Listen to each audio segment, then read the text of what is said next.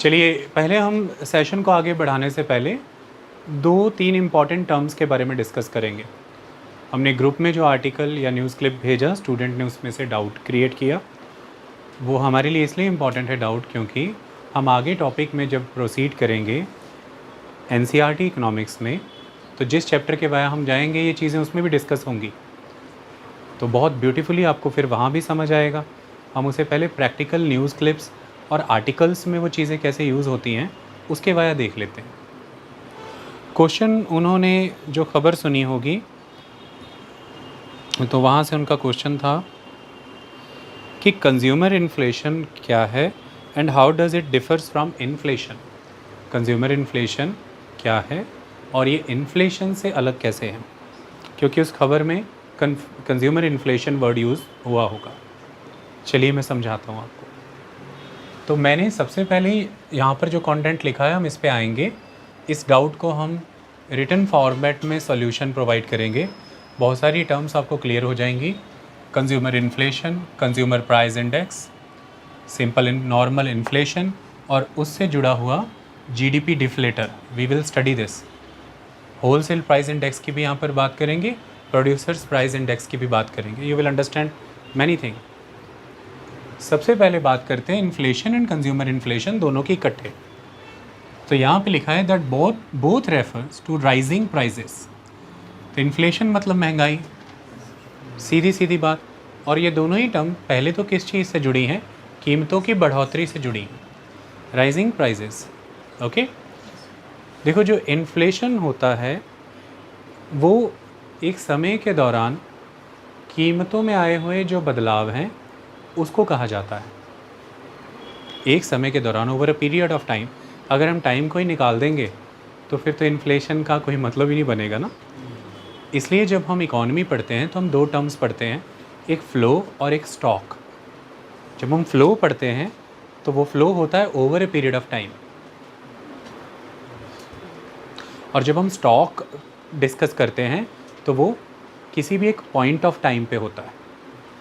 मैं बताऊंगा ये सब, घबराइए मत। पर मैंने over a period of time word यहाँ यूज़ किया तो उसका मीनिंग है over a period of time जो कीमतों में बदलाव आया वो यहाँ पर बढ़ोतरी की दिशा में आया है। इसको हम इन्फ्लेशन के रूप में जानते हैं, महंगाई। ओके, अब इसको मेजर करने के लिए अलग अलग तरीके इस्तेमाल करते हैं हम। उसके लिए हम यूज़ करते हैं अलग अलग इंडेक्स। हम करेंगे वो, डोंट वरी। ओके, तो दैट इन्फ्लेशन, कंज्यूमर इन्फ्लेशन दोनों ही मैंने लिखी, both refers to rising prices. Consumer inflation specifically focuses on the prices of goods and services that consumers purchase. तो कंज्यूमर इन्फ्लेशन फिर वो उन स्पेसिफिक आइटम्स पे फोकस करती है। आइटम्स यहाँ पे गुड्स एंड सर्विसेज हैं जिनको कंज्यूमर परचेज कर रहा है सीधे सीधे। हमने हमारा जो पिछला लेक्चर लगाया था जिसमें हमने नेशनल इनकम अकाउंटिंग को अप्रोच करने के लिए कॉन्सेप्ट्स ऑफ इकोनॉमिक्स एंड उसकी अंडरस्टैंडिंग को समझा था, जिसमें हमने माइक्रो एंड मैक्रो को फोकस किया, तो उसमें हमने पढ़ा था कि इकोनॉमी को जब हम स्टडी कर रहे हैं, खासतौर मैक्रो इकोनॉमी को, तो उसमें डिफरेंट सेक्टर्स आर देयर। एक हमने पढ़ा द प्रोडक्शन यूनिट्स, जिसे हमने कहा द फर्म्स। दूसरा हमने पढ़ा द गवर्नमेंट। तीसरा हमने पढ़ा द हाउस होल्ड्स। चौथा हमने पढ़ा एक्सटर्नल सेक्टर। और पांचवा हमने पढ़ा the financial institutions, the finance. तो अगर उस हिसाब से देखें तो कंज्यूमर्स यानी कि house holds here in it self is a kind of sector. Okay, तो कंज्यूमर को यहाँ पर अप्रोच किया गया है। तो वो गुड्स एंड सर्विसेज की कीमतें, जो goods and services specifically consumer purchase करता है, उनकी कीमतों को अगर आप ट्रैक कर रहे हैं तो आप कंज्यूमर इन्फ्लेशन की बात कर रहे हैं। ओके, वाइल इन्फ्लेशन, सिंपली ये वाली, while inflation is a broader term, ये ब्रॉडर टर्म है, encompassing the general increase in prices across an economy, entire economy, हर आइटम की बात होगी, every good and service, not specifically the goods and services जिसे consumer purchase कर रहा है। गुड्स एंड सर्विसेज जिसे फैक्ट्रीज परचेज कर रही हैं, इंडस्ट्रीज परचेज कर रही हैं, गवर्नमेंट्स परचेज कर रही हैं, everyone. So all the goods and services So it's talking about entire economy, not only the specific goods and services consumed by the consumer. No. Consumer purchase पे बात नहीं हो रही है. ओके तो इसके इसीलिए फिर हम ये मान करके चलते हैं कि कंज्यूमर इन्फ्लेशन के मुकाबले जो सिंपली वर्ड इन्फ्लेशन लिखा गया है वो ज़्यादा ब्रॉडर टर्म है, वो ज़्यादा, वो क्योंकि उतनी स्पेसिफिक नहीं है तो वो ज़्यादा जनरल है. कंज्यूमर इन्फ्लेशन स्पेसिफिक है तो वो स्पेसिफिकली उन्हीं गुड्स एंड सर्विसेज की बात कर रही है जिन गुड्स एंड सर्विसेज को कंज्यूमर परचेज कर रहा है. लेकिन इन्फ्लेशन एक जनरल टर्म है तो वो सभी गुड्स एंड सर्विसेज की बात करेगी अक्रॉस द इकॉनमी, तो वो एंटायर इकॉनमी की बात करेगी. तो पहले तो ये दो बातें यहाँ पे समझ ली कि एक इन्फ्लेशन है नॉर्मल, एक कंज्यूमर इन्फ्लेशन है स्पेसिफिकली. इतना यहाँ पर लिखा है, एक बार कंप्लीटली फिर पढ़ रहा हूँ. Both the terms refers to rising prices. Consumer inflation specifically focuses on the prices of goods and services that consumers purchase, while inflation is a broader term encompassing the general increase in prices across an economy. अब हम आ जाते हैं ऊपर consumer inflation पे specifically. Consumer inflation, this refers to the specific prices that consumers pay for the goods and services they purchase such as food, clothing, housing, transportation and health care. मोटा मोटी इन सब चीज़ों को आप इसमें शामिल कर लेते हैं. It is often measured using the consumer price index. तो आप कंज्यूमर इन्फ्लेशन मेजर करेंगे उसके लिए कोई ना कोई इंडेक्स होना चाहिए, तो वो कंज्यूमर प्राइस इंडेक्स है. ओके कहीं ना कहीं कोई ना कोई तो इंडेक्स होगा ना. इंडेक्स का मतलब यहाँ पर क्या है? कंज्यूमर प्राइस इंडेक्स यहाँ पे लिखा हुआ है consumer price index. Consumer price index यानी कि CPI is a major of inflation that tracks the average change in prices of basket of goods and services commonly purchased bye house hold. Consumer से अब word house hold में आ गया ना, मैंने sector house hold बताया था ना. If prices of groceries, gas, rent all go up, that is an example of consumer inflation. Okay अब ध्यान से यहाँ पर समझिए. सपोज कीजिए कि आपने एक बास्केट ऑफ गुड्स तैयार कर ली है.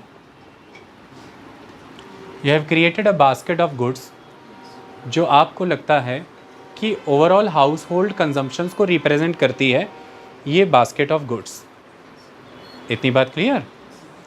तो वो जो बास्केट ऑफ गुड आपने तैयार की है उसकी आपने कीमतें ले ली 2024 में. 2024 में अप्रैल 15 को उन बास्केट ऑफ गुड्स की कीमत आपने रिकॉर्ड कर ली अप्रैल 2024. ओके अब आप अप्रैल 2025 में खड़े हैं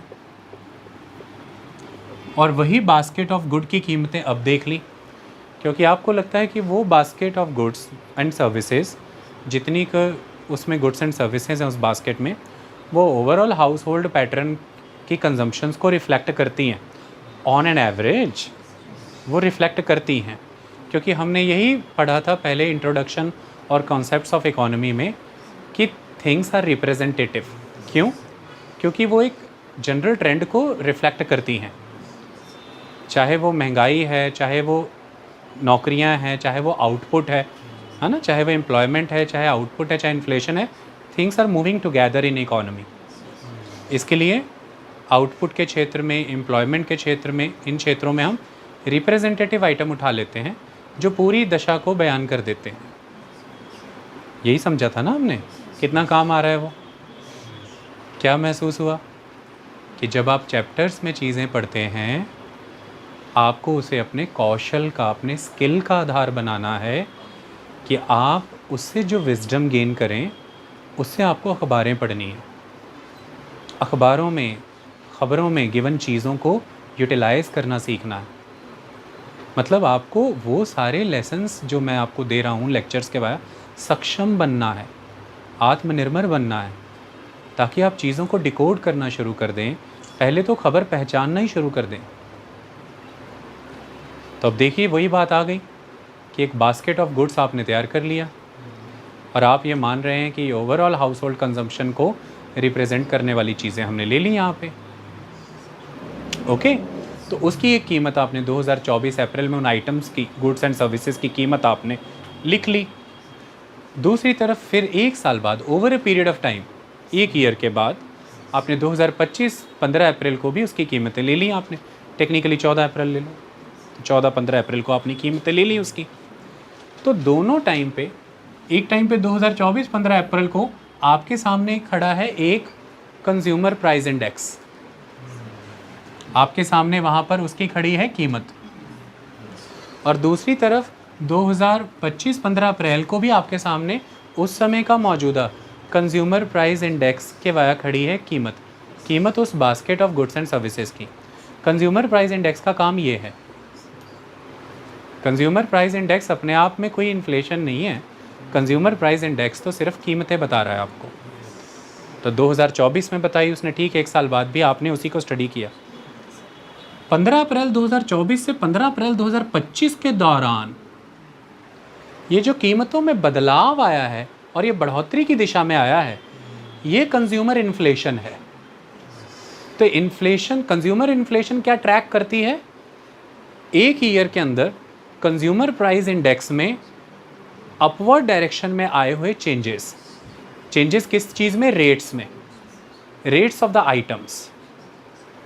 ओके, तो जो उस समय में 15 अप्रैल 2024 में जो उस बास्केट का प्राइस था, एक साल के बाद 15 अप्रैल 2025 में उस बास्केट का प्राइस क्या है? एक ईयर के दौरान इस प्राइस में जो चेंज आया है, उस चेंज को आपके सामने आइडेंटिफाई करके रखा है, वो कंज्यूमर इन्फ्लेशन का काम है। उसने बताया आपको कि that this is the change, और ये कीमतें बढ़ गई हैं। पहले वो बास्केट लगभग कॉस्ट कर रही थी, मान लो 100 रुपीज़ की, अब वो बास्केट कॉस्ट कर रही है 120 रुपीज़ की। तो मान लीजिए पहले बास्केट थी 100 रुपीज़, वो तो हो गया CPI, अब कॉस्ट कर रही है 120 रुपीज़, ये भी हो गया एक CPI। इस साल चेंज आया है ₹20, 20 रुपये का बदलाव आया है, 20 रुपये बढ़ी हुई दिशा में आए हैं। पहले आप 100 रुपीज़ से वो बास्केट फैच कर लेते थे, अब same basket, same items of goods and services in that basket fetch करने के लिए यू हैव टू पे मोर मनी, 120 रुपीज़। इसका मतलब आपकी मनी की पावर जो है, आपकी मनी की जो वैल्यू है वो लूज़ हुई है, पावर घट गई है। ठीक है, ये समझ में आई? ये ट्रेंड इन्फ्लेशनरी ट्रेंड है, trend over a period of time बनता है ना। तो कंज्यूमर इन्फ्लेशन आपको ये बदलाव बताता है। बदलाव बताने के लिए वो ट्रैक करता है किसी को, और वो ट्रैक किसको करता है? आए हुए रेट्स में बदलाव, कीमतों में बदलाव। कीमतें आपको कहाँ से पता चलती हैं? जो आइटम्स आपने इंडेक्स कर रखी हैं, वो आइटम आपने इंडेक्स कौन सी की हैं? कंज्यूमर प्राइस वाली आइटम्स। मतलब आपने किन आइटम्स को चुना जो कंज्यूमर कंजम्पशन से जुड़ी, हाउस होल्ड कंजम्पशन से, और उन आइटम्स को आपने लिस्ट डाउन कर रखा है, तो आपने इंडेक्स तैयार कर रखा है ना। उस इंडेक्स को जब आप टोटल कर लेते हैं तो एक कीमत बना के रख लेते हो आप। तो that's a consumer price index in front of you at a particular time, और next year at particular time आपके सामने एक और कंज्यूमर प्राइस इंडेक्स आ गया। Over a period of time जो बदलाव आया है, ट्रैक कर लिया आपने, इन्फ्लेशन आ गई आपके सामने, ये कंज्यूमर इन्फ्लेशन। डन हो गया? तो जैसे CPI कंज्यूमर इन्फ्लेशन ट्रैक करने में मदद करता है, तो कंज्यूमर प्राइस इंडेक्स किसको ट्रैक करने में मदद करता है? कंज्यूमर इन्फ्लेशन को। कंज्यूमर इन्फ्लेशन क्या है? जो CPI के वाया आई कीमतों में बदलाव को ट्रैक करके आपके सामने आंकड़ा रखता है कि इतना चेंज आया है कीमतों में। डन? अच्छा, दूसरी तरफ अब इसी की जगह प्रोड्यूसर प्राइस इंडेक्स भी हम यूज़ कर लेते हैं, तो एक वो भी है, वो अलग चीज़। अब आगे बढ़ जाते हैं, एक होलसेल प्राइस इंडेक्स, ये कंज्यूमर प्राइस इंडेक्स था। अब consumer price index is associated with the purchases of consumers, लेकिन कॉरपोरेट्स आपस में जो चीज़ें खरीद रहे हैं वो मैटर कर रहा है कि नहीं कर रहा है? तो आप तो कंज्यूम कर रहे हो और आपको आइटम मिली आपके मोहल्ले के दुकानदार रिटेलर से, या आप कंज्यूम कर रहे हो, आपको मिली, आप जिस भी, अब मॉडल टाउन गए या बाज़ार गए कहीं भी दुकानदार से, अब रिटेल शॉप से जाके आपने परचेज़ किया ना, आप रिटेल कंज्यूमर हो ना भाई, वो तो एक रेट हो गया वहाँ पर, इट्स वन थिंग। लेकिन अल्टीमेटली उन तक आ रहा है कहाँ से? एक लॉन्ग नेटवर्क है, जिस नेटवर्क में एक आदमी ऊपर प्लेस्ड है, होलसेलर। होलसेलर को माल कहाँ से आ रहा है? The production units. तो प्रोडक्शन यूनिट्स को भी तो चीज़ें कहीं से आ रही हैं, इधर से उधर, उधर से उधर। तो उन लोगों के लेवल पर चीज़ें घूम रही हैं, तो वो कंसिडर कर रहे हैं उन कॉस्ट को अपनी चीज़ बनाते हुए। तो जिन कॉस्ट को वो कंसिडर कर रहे हैं अपना प्रोडक्ट डेवलप करते हुए, वो डेवलप्ड प्रोडक्ट गया कंज्यूमर के हाथ में, सॉरी, वो डेवलप्ड प्रोडक्ट गया होलसेलर के हाथ में। तो इसलिए वहाँ पर महंगाई क्या बोल रही है उस लेवल पे, उसको ट्रैक करने के लिए अपन यूज़ करते हैं होलसेल प्राइस इंडेक्स। ओके, उसको हम देखते हैं होलसेल प्राइस इंडेक्स की मदद से। बहुत इंपॉर्टेंट इंडेक्स है वो। ओवरऑल देश की इकोनॉमी में इन्फ्लेशन का लेवल क्या है क्या नहीं है, इसको जांचने के लिए हम होलसेल प्राइस इंडेक्स की तरफ भी जाते हैं, और जीडीपी डिफ्लेटर के लिए उसको यूज़ भी किया जाता है। अभी हम आएंगे जीडीपी डिफ्लेटर की ओर। तो पहले पता लगा कितनी चीज़ें, होलसेल प्राइस इंडेक्स एक इंडेक्स वो बनाया हुआ है हमने। ये सारे ट्रैक क्यों कर रहे हैं? आगे चैप्टर्स पढ़ाऊंगा ना इकोनॉमी के, सब समझ में आएगा, सब समझ में आएगा।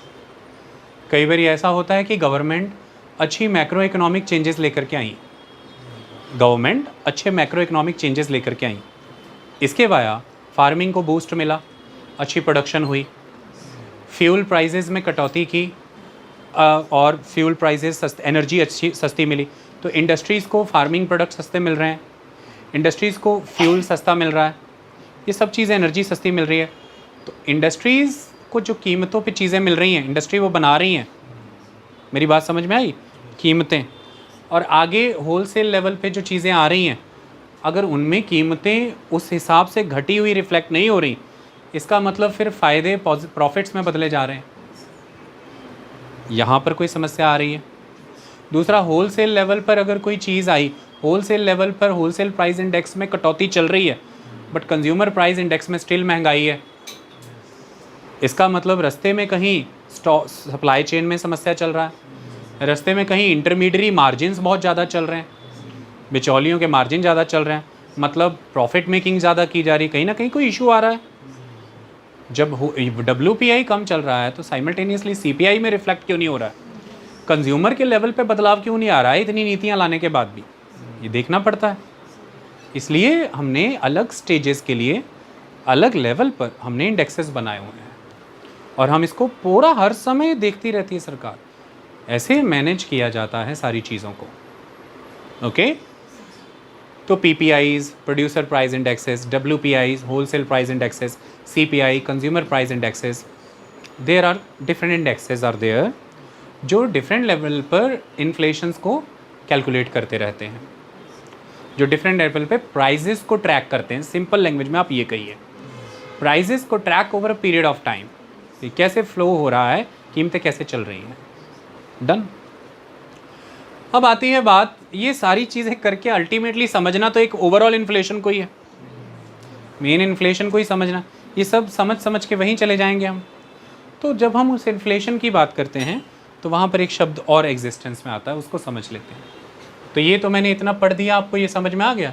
तो मैंने मोटा मोटा ये भी लिख दिया कि क्योंकि हाउस होल्ड कंजम्पशन से जुड़ा है, तो फिर CPI में मेन चीज़ें बास्केट में क्या क्या इंक्लूड किया गया है, जैसे कि भोजन, फूड, आप अपने कंज्यूमर से जोड़ के देखिए, आपका खाने की ज़रूरत है, तो इसलिए मैंने यहाँ पर सिंपली लिख दिया था ग्रॉसरीज, है ना। और दूसरी चीज़ आपकी तो खाना पीना, क्लोथिंग, सब, हाउसिंग, आपकी किश्तें, रेंट वगैरह सब कुछ इसी में है, ट्रांसपोर्टेशन, आना जाना, घूमना फिरना इधर उधर, हेल्थ केयर, ये सारी चीज़ों को जोड़ करके आपका कंज्यूमर प्राइस इंडेक्स बना दिया जाता है। दूसरी तरफ अब हम इसको एक बार इकट्ठे में पढ़ दें, तो पहले पढ़ देते हैं। Consumer inflation refers to the specific prices that consumers pay for the goods and services they purchase, such as food, clothing, housing, transportation, and healthcare. It is often measured using the Consumer Price Index. Consumer Price Index is a measure of inflation that tracks the average change in prices of basket of goods and services commonly purchased bye house hold. Okay, इतनी clear हुई कि 15 अप्रैल 2024 को ये कीमतें हैं, 15 अप्रैल 2025 को ये कीमतें हैं। तो आपकी जो कीमतें हैं basket of goods and services की consumed by the household, वो CPI के वाया आपके पास आ गई। तो उसने वो कीमतों को ट्रैक किया, उन कीमतों में जो बदलाव आया, चेंजेस आए, वो ट्रैक करके आपको कंज्यूमर इन्फ्लेशन ने दे दिया। समझ में आ गई? That's the thing. क्लियर हो गई कहानी? तो यही चीज़ हमने यहाँ पर लिखी भी थी कि that consumer inflation specifically focus on the prices of goods and services that consumers purchase, while inflation is a broader term encompassing the general increase in prices across an economy. अब आते हैं inflation पे। It is a general term refers to a sustained increase in the general price level of goods and services in an economy over a period of time. It essentially means that money loses its purchasing power as the same amount of money buys fewer goods and services. तो inflation का मतलब money अपनी purchasing power loose कर रही है, क्योंकि same amount of money पहले के मुकाबले कम गुड्स एंड सर्विसेज परचेज कर पाएगी, है ना। पहले वो basket of goods and services आपको मिल रही है 100 रुपये में, अब वो मिल रही है 120 रुपये में। तो अब 100 रुपये में वो सारी आइटम्स आपको नहीं मिल पाएगी, वो सारी लेनी है तो ज़्यादा मनी ऐड करिए, 120 रुपीज़ खर्चा करिए आप, क्योंकि कीमतें बढ़ चुकी हैं। तो ये कहानी है। एग्जाम्पल, अब ये इन्फ्लेशन की बात कर रहे हैं, मैंने वैसे उदाहरण उसका ले लिया था। एग्जाम्पल इन्फ्लेशन, ओवरऑल इन्फ्लेशन का example, if the overall cost of living in a country increases it is also, तो उसका CPI कंज्यूमर इन्फ्लेशन का था कि अगर ग्रॉसरीज, गैस, रेंट, इनकी कीमतें बढ़ती हैं। बट दूसरी तरफ इन्फ्लेशन का ये है कि सिंपली एक देश के अंदर ओवरऑल कॉस्ट ऑफ लिविंग बढ़ते चला जा रहा है, एवरीथिंग, सब कुछ ही बढ़ते चला गया है, तो आप उसको लेते हैं इन्फ्लेशन के अंदर। हमने यहाँ पर लिखा it is also called GDP deflator. अब ये GDP डिफ्लेटर क्या है, इसको समझ लेते हैं। इसके वाया ही हम उस इन्फ्लेशन को समझते हैं जिसका मैंने यहाँ पे जिक्र किया था। GDP डिफ्लेटर यहाँ पे लिखा गया है, it is also called implicit price deflator. Implicit जो छुपा हुआ रहता है, तो it is also called implicit price deflator. कैसे, अभी पता चल जाएगा। It is also called implicit price deflator. It is a comprehensive measure. तो ये कॉम्प्रीहेंसिव है ना, सारी इकोनॉमी की एक्टिविटी को ट्रैक करेगा ना, सिर्फ कंज्यूमर से एसोसिएटेड गुड्स एंड सर्विसेज नहीं। It will consider all the goods and services associated with the entire economy. Done. Entire में भी एक स्पेसिफिक एक्सप्रेशन अभी मैं डालूंगा, तो इसलिए टर्म यहाँ पे कॉम्प्रीहेंसिव क्यों आ गई, क्लियर हो गया। तो अब मैं ये बीच वाला नहीं पढ़ता इम्प्लिसिट प्राइस डिफ्लेटर, सीधा पढ़ता हूँ। GDP डिफ्लेटर क्या, it is also called implicit price deflator is a comprehensive major of inflation that reflects price changes in all goods and services produced domestically. तो वर्ड इज़ डोमेस्टिकली, ओके। तो ये simply एक comprehensive major है inflation का, GDP deflator, जो ये क्या करता है, ये रिफ्लेक्ट करता है प्राइस चेंजेस, कीमतों में बदलाव को रिफ्लेक्ट करता है। किसकी कीमतों के बदलाव को रिफ्लेक्ट करता है, all the goods and services produced domestically, उनकी कीमतों के बदलाव को ये रिफ्लेक्ट करता है। कौन रिफ्लेक्ट करता है, GDP डिफ्लेटर। तो GDP डिफ्लेटर फिर क्या हुआ, एक मेजर हुआ। मेजर किसका हुआ, मेजर ऑफ इन्फ्लेशन। कोई वर्ड आगे नहीं लगा रहे, ना होलसेल ना कंज्यूमर, ओवरऑल इन्फ्लेशन। डन। तो ओवरऑल इन्फ्लेशन वर्ड लग गया, तो मतलब all goods and services, all goods and services की जो कीमतें हैं उन कीमतों में आए बदलाव को ये रिफ्लेक्ट करता है GDP डिफ्लेटर। इसलिए फिर ये रिफ्लेक्ट तभी करेगा, मेजर करेगा जब, तो इसलिए फिर ये एक मेजर है। मेजर किसका है, मेजर इन्फ्लेशन का। Okay, that's all.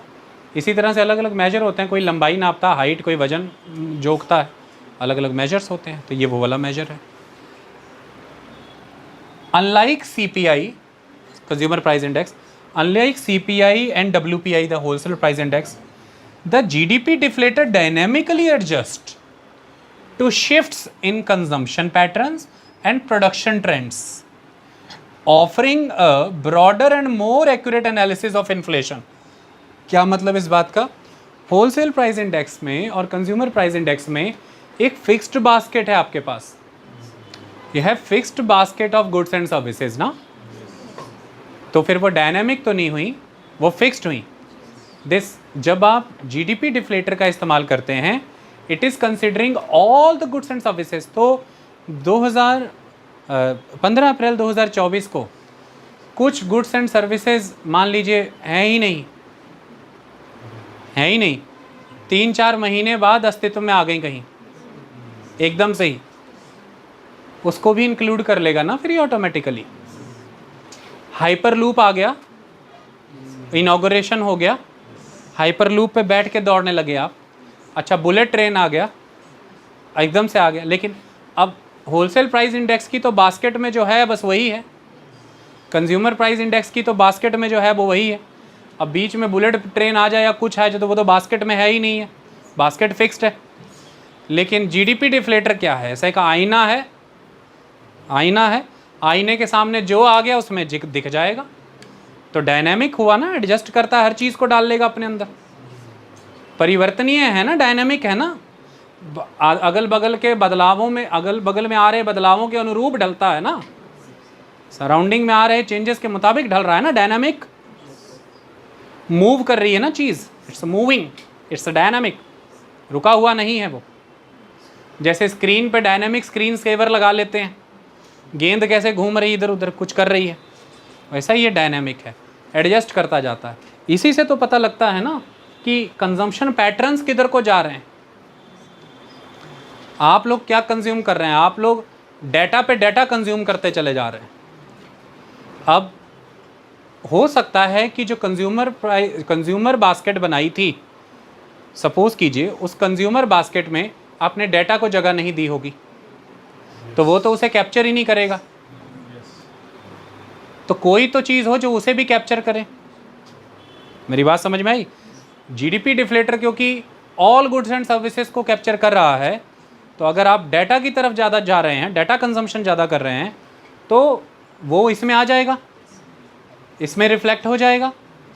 इसलिए कंजम्पशन पैटर्न को ये बेहतर ऑब्जर्व कर लेगा कि इस समय कंजम्पशन के पैटर्न किधर को जा रहे हैं। दूसरी तरफ प्रोडक्शन ट्रेंड्स किधर को जा रहे हैं, जिधर को कंजम्पशन पैटर्न जाते हैं उधर कोई प्रोडक्शन ट्रेंड जाते हैं। तो if you want to understand the production trends, you want to understand the consumption patterns, तो सिंपल कहानी ये है कि अभी मैंने 10 बजे ये खाया, छोले भटूरे खाए, तो छोले भटूरे तो हैं कंज्यूमर प्राइस इंडेक्स की बास्केट में, तो वो तो वहाँ क्लियर हो रहा है, डन, कि छोले भटूरे हैं बास्केट में हैं और वही ये लोग खा भी रहे हैं धड़ल्ले से, ओके काफ़ी। लेकिन एकदम से हो सकता है कि आपने 11 बजे एनर्जी ड्रिंक खोल दिया, कंज्यूमर बास्केट ने आंखें खोली, देखा एनर्जी ड्रिंक पी रहा, अच्छा है नहीं है, मेरा मैटर नहीं है, सो जा, पीने दे इसको। और आपने उसको लगा मैं दोपहर 3 बजे फिर जगूंगी, इसने दाल चावल खाने हैं, वो मेरे अंदर लिखे हैं, लेकिन आप तो एनर्जी पे एनर्जी ड्रिंक खोले जा रहे हो, सारा बचा हुआ पैसा उसमें डाल दिया। इसको ट्रैक कौन करे? ये वाला कंजम्पशन पैटर्न कैसे पता चले? ये तो वही कोई होगा जो लिमिटेड नहीं है, जो फिक्स्ड नहीं है, जो स्टैटिक नहीं है, जो रिजिड नहीं है, जो डायनामिक है, वही इसे कैप्चर करेगा। तो कोई है जो हर समय देख रहा है, कहते हैं अच्छा छोले भटूरे लिख दो, अच्छा क्या पीते हैं वो, क्या पीते, स्टिंगर क्या होती हैं वो, स्टिंग, कहते स्टिंग पी ली, लिख दिया, रेड बुल पी रहा, ओके, बियर मार गया, डन, पूरा बिल बना रहा है, जो मांगोगे मिलेगा, बिल में चढ़ेगा। दैट्स द थिंग, समझ में आई? Very dynamic.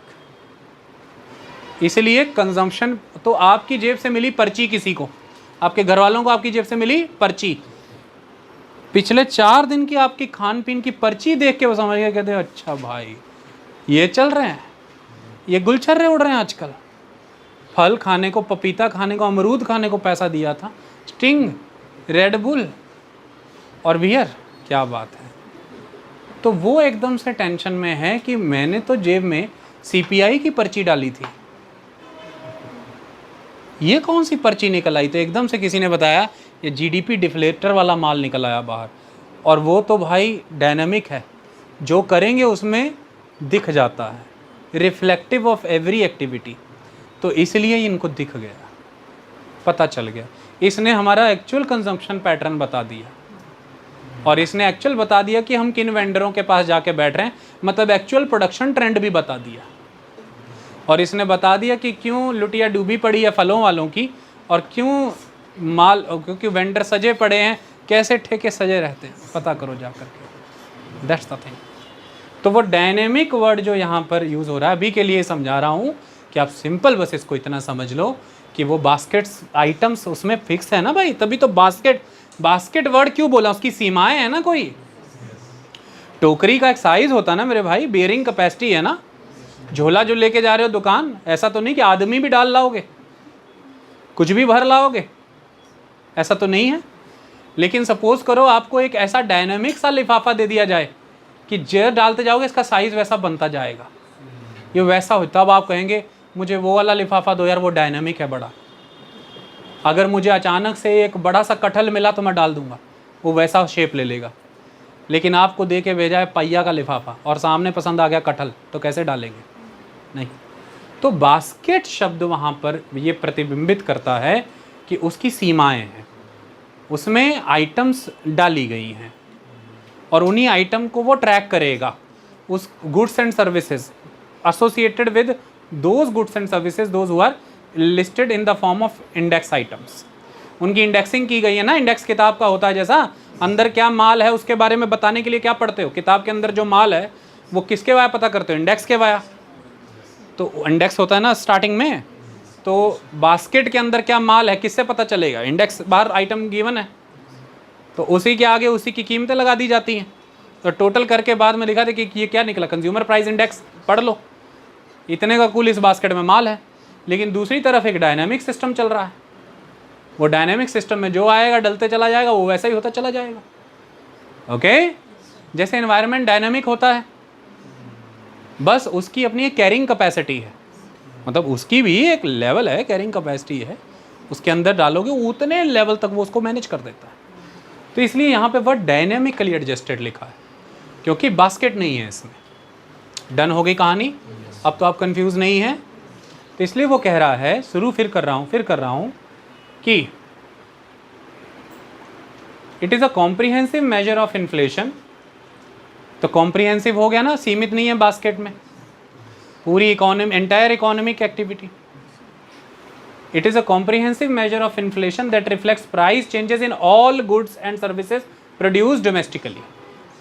तो unlike CPI and WPI, the GDP deflator dynamically adjust to the shifts in consumption patterns and production trends, offering a broader and more accurate analysis of inflation। इसलिए ये broader and more accurate analysis देता है आपको inflation का। Policy makers, economist इसको use करते हैं GDP deflator को। क्या होता है अभी लिखूंगा मैं। अब आप मुझसे पूछेंगे अगला सवाल कि सर उसमें तो बास्केट ऑफ गुड्स से हम कैलकुलेट कर लेते हैं, आपने अभी बताया, ये GDP डिफ्लेटर कैलकुलेशन फिर कैसे होता है? मन में आ रही ना ये बात, अब कैलकुलेट करके बताता हूँ, अभी लिख देते हैं। अब हम हाउ टू कैलकुलेट वो करते हैं। इतनी बात समझ में आ गई? क्लियर है ये? करें कैलकुलेट? चलिए, GDP deflator calculation, it is calculated as the ratio of, घबराना मत, इसको मेरे साथ पढ़ो, पूरा फील करा देंगे यहाँ पे अभी, don't worry. It is calculated as the ratio of value of goods and services produced in a particular year at a current prices to their value at base year prices, demonstrating the extent to which GDP growth is driven by higher prices rather than increased production। करा देते हैं set अभी, don't worry. Formula, the GDP deflator considers the value of all final goods including exports। मैंने क्या word use किया था पहले, domestically. तो हम जो यहाँ से पैदा करके बाहर भेज रहे हो तो इंक्लूड करेंगे, बट एक्सक्लूड्स द इम्पोर्ट्स, क्योंकि हम MCQs के लिए भी तैयार हो रहे हैं ना। मैंने कितनी बार बताया, एक तो हमने गेन करनी expertise, that expertise skill set, कौशल की क्वेश्चन सॉल्व हो, और दूसरा maturity of concepts, maturity of mind, कि ओवरऑल हम संवाद कर सकें किसी से। हर टॉपिक को दो तरह से अप्रोच करना है, ठीक है। एक मेच्योरिटी गेन करनी है कि संवाद में उतरे, बात संवाद में आए, और दूसरा उसकी बारीकियाँ, उसके फैक्ट्स, उसकी सब्सटेंस, ओवरऑल जनरल नहीं होना कभी, ताकि हमारा रिटर्न और MCQ मैटर भी सॉल्व हो। समझ में आ गई बात?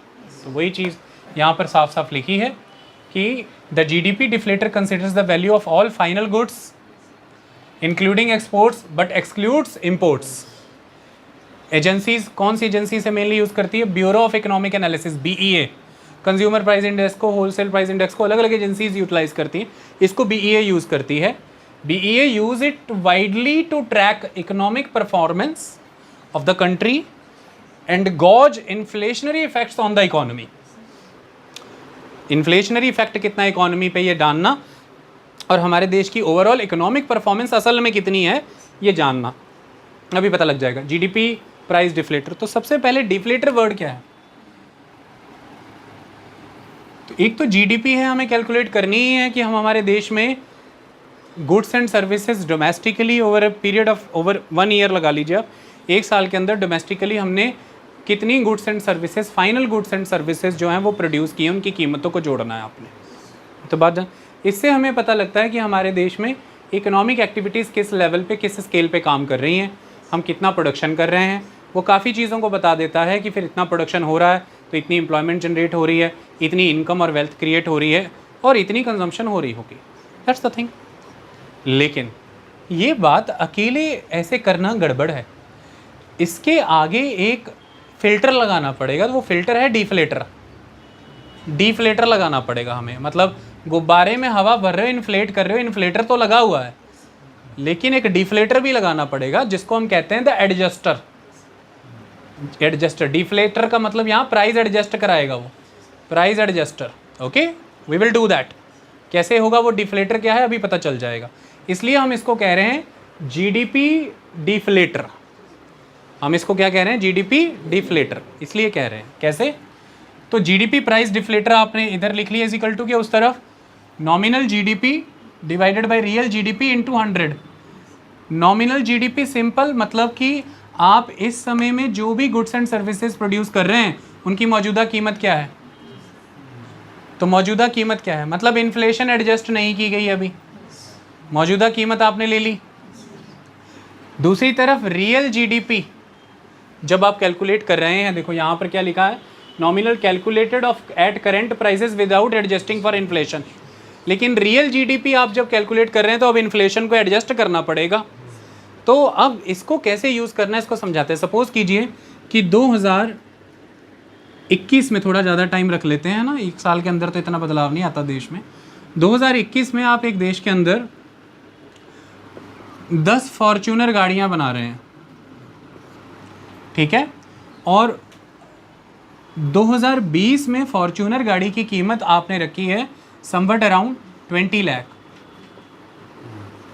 अब ये जो 20 लाख आपने इसकी कीमत मानी है, तो 2020 को ही आपने यहाँ पर प्राइस कैलकुलेशन के लिए बेस ईयर मान लिया है। 2020 को आपने प्राइस की कैलकुलेशन के लिए बेस ईयर मान लिया है, और प्राइस यहाँ पर एग्जैक्टली आपने एक फॉर्च्यूनर का रखा है 20 लाख। अब आ गया 2025 आपके सामने, तो यहाँ पर भी कंप्लीट नहीं, मंथ रख लेते हैं 2021 का अप्रैल मंथ। ओके, अब 2025 का भी अप्रैल मंथ रख लेते हैं। 2021 अप्रैल मंथ में 10 फॉर्च्यूनर बन रही थी, तो मतलब देश के लेवल पर गतिविधि कितनी हो रही है? 10 फॉर्च्यूनर बन रही हैं तो 2 करोड़ रुपए की, 2 करोड़ रुपए की गतिविधि हो रही है। GDP 2 crore, 2 crore GDP, 2 crore GDP सुन लिया आपने। सरकार आई बोली GDP 2 करोड़, आपने बोला वाह।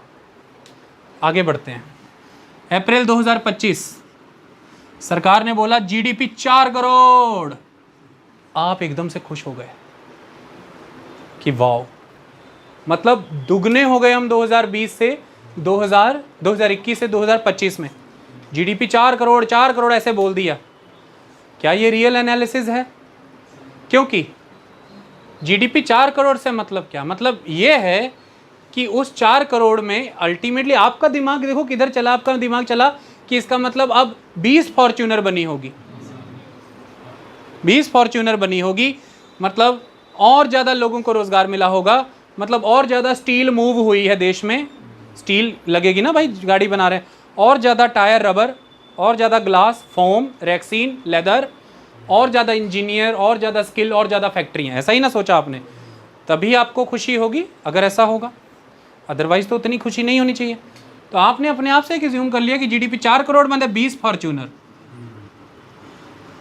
लेकिन मैं कहूँगा रुको ज़रा, ये गड़बड़ है। ये गड़बड़ ऐसा है कि फॉर्च्यूनर आज भी 10 ही है पर जीडीपी हो गई 4 करोड़, क्योंकि 2021 में आपने 10 फॉर्च्यूनर की कीमत कैलकुलेट की थी उस समय के प्रिवेलिंग करंट प्राइजेस पे, जो कि 20 लाख एक गाड़ी का प्राइस था।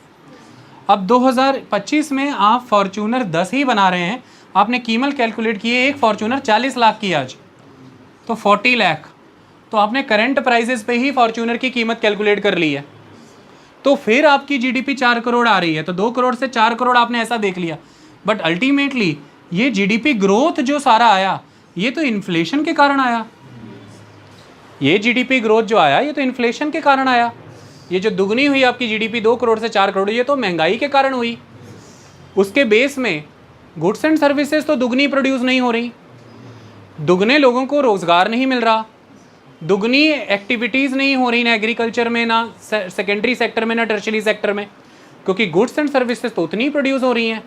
लेकिन तब से लेकर अब तक आबादी बढ़ गई है, तब से लेकर के अब तक ज़्यादा लोग एंट्री लेवल जॉब्स मांग रहे हैं, सारी चीज़ें बदल गई हैं। तो महंगाई के कारण वो जीडीपी फिगर आपके सामने आया है।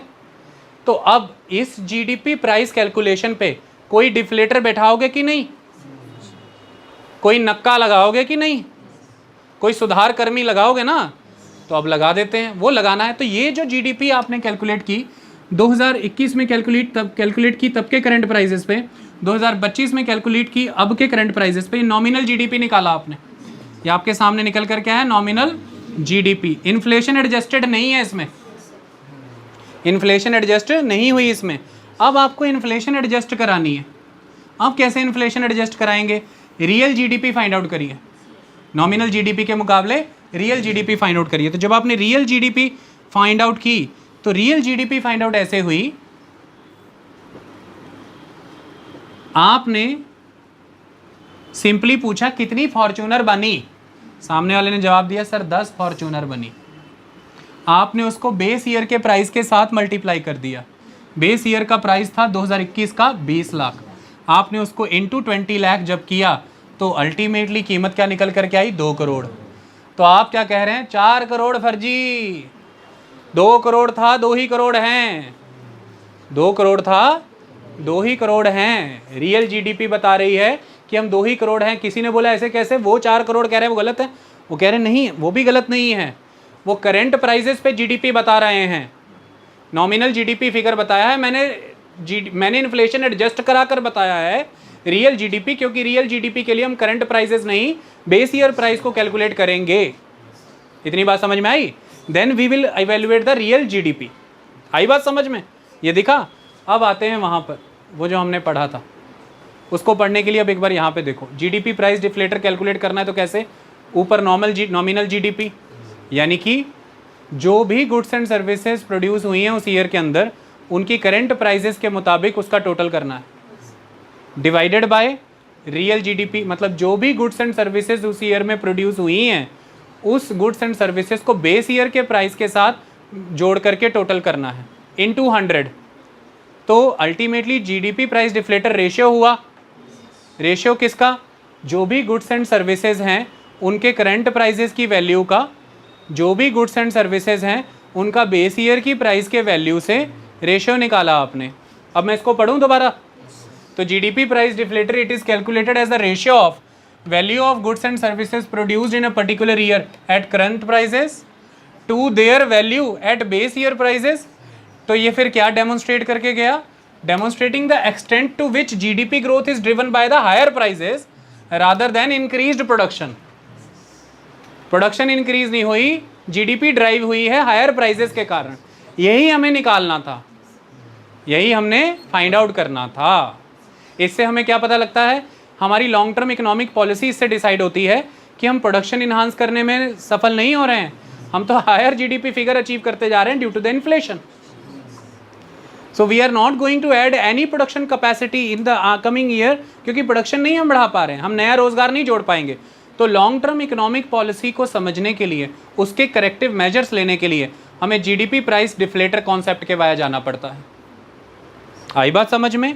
तभी हम सही अंदाज़ा लगा पाते हैं। दूसरी तरफ हम कितना रोज़गार पैदा कर पाएंगे आने वाले दिनों में, कितनी इकोनॉमिक एक्टिविटीज़ को चला पाएंगे आने वाले दिनों में, वो हम इसके वाया पता लगा पाते हैं। हमको क्या करेक्टिव मेजर्स लेने हैं वो हम इसके वाया देख पाते हैं।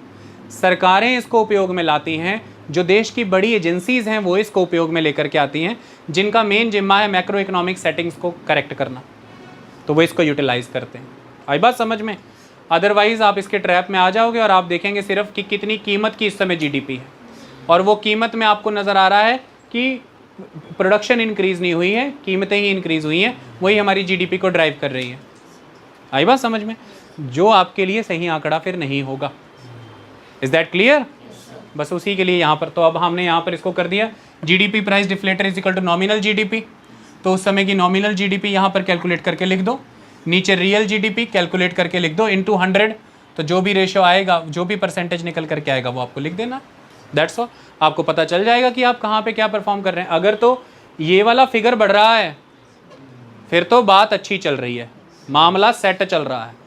लेकिन ये फिगर रुका पड़ा है, ये फिगर बढ़ते चला जा रहा है, बढ़ते चला जा रहा है। ये फिगर 100 था, ये 100 रुका, ये 110 हुआ, फिर 120 हुआ, फिर 130 हुआ, फिर 140 हुआ, फिर 150 हुआ।